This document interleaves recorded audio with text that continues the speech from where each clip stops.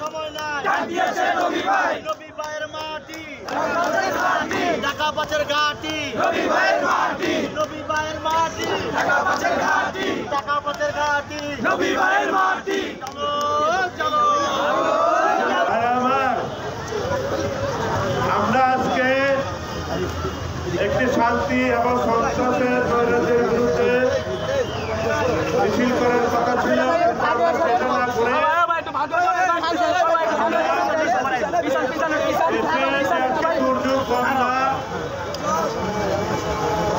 সেই বন্যার কারণে আমরা বন্যা দুর্গতের মাঝে যাতে সাহায্য করতে পারি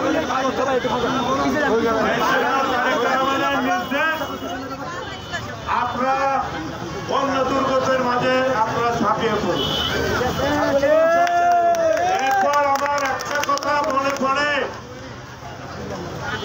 এই যে সাংবাদিক ভাইরা এই যে রাস্তা শোনে এখানে যেখানে যুদ্ধ হয়েছিল এই যে রাস্তা দেখান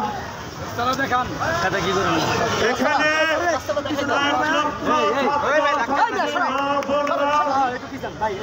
আমাকে যখন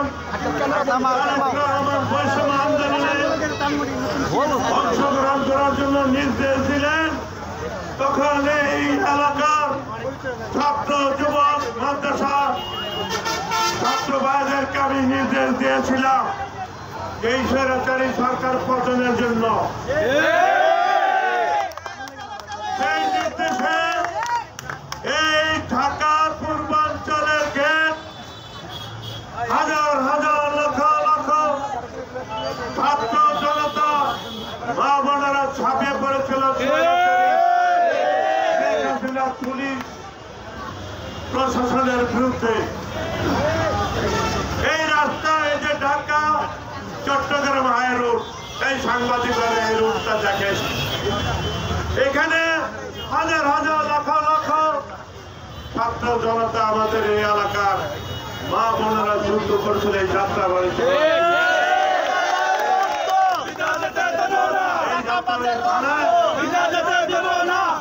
ভারতের পুলিশ এনে রেখেছিল এলাকার ছাত্র জনতার বিরুদ্ধে যুদ্ধ করার জন্য। তারা গুলি করে আমাদের এই স্থানীয় এলাকায় প্রায় 100-র উপরে নেতা কর্মীদেরকে হত্যা করেছে এবং প্রায় 2000 নেতা কর্মী বুলেটের আঘাতে আহত হয়েছে। টিকতে পারে না এই সরকারি সরকারের আজকে এই পতন হয়েছে। এই দেশের ছাত্র যুবক জনতার মুক্তিদের নির্দেশে আমাকে এলাকার দায়িত্ব দেওয়া হয়েছিল ছাত্র যুবকদেরকে নির্দেশের মাঠে সেই নির্দেশ পেয়ে কে করে থাকে না এই সরকার পতন ঘটেছে এবং এই আন্দোলন করতে গিয়ে আমার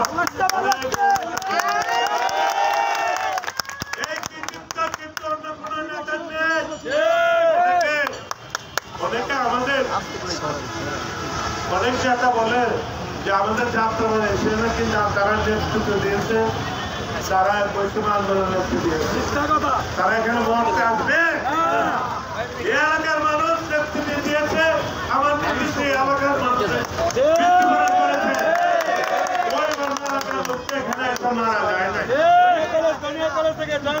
এই দলীয় কলেজ ছাত্রদল এই বিএনপি অঙ্গ সংগঠনের নেতা কর্মীরাই যুদ্ধ করছে।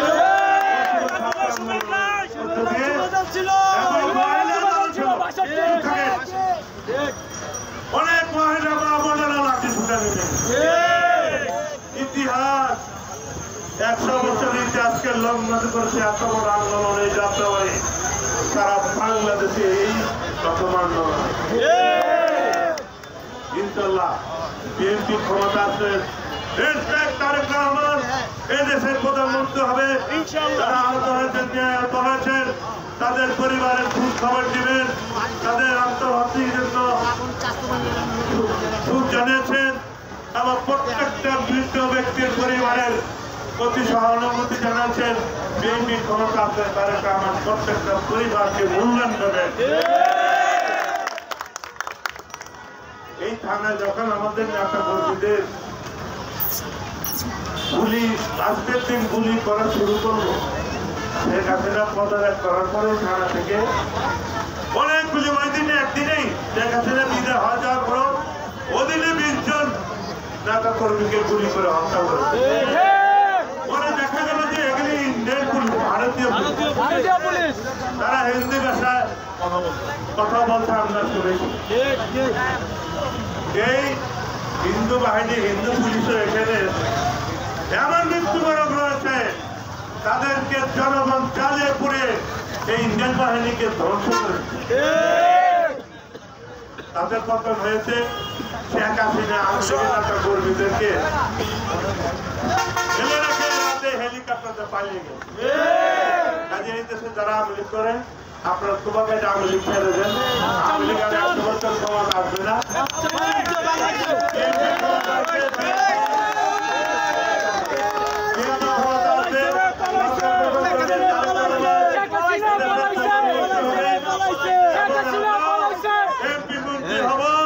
ইনশাল্লাহ 18 সালে আপনারা দুর্যোগের মধ্যে আপনারা 18 সালে আমাকে প্রমাণ দিয়ে দিচ্ছে 2 ঘন্টার মধ্যে 70,000 ভোট দিচ্ছে।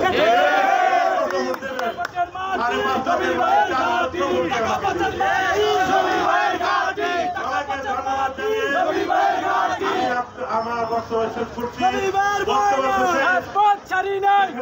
বন্যা হয়েছে, এই বন্যা দুর্গতের মাঝে আপনারা ছাপিয়ে ধরতে যা পারেন। আল্লাহ হাফেজ। আমাদের নবীন ফাউন্ডেশন করা হয়েছে বন্যা দুর্গতের মাঝে সাহায্য করার জন্য। আপনারা যে যা পারেন, পুরানো পোশাক, চাল, ডাল, অর্থ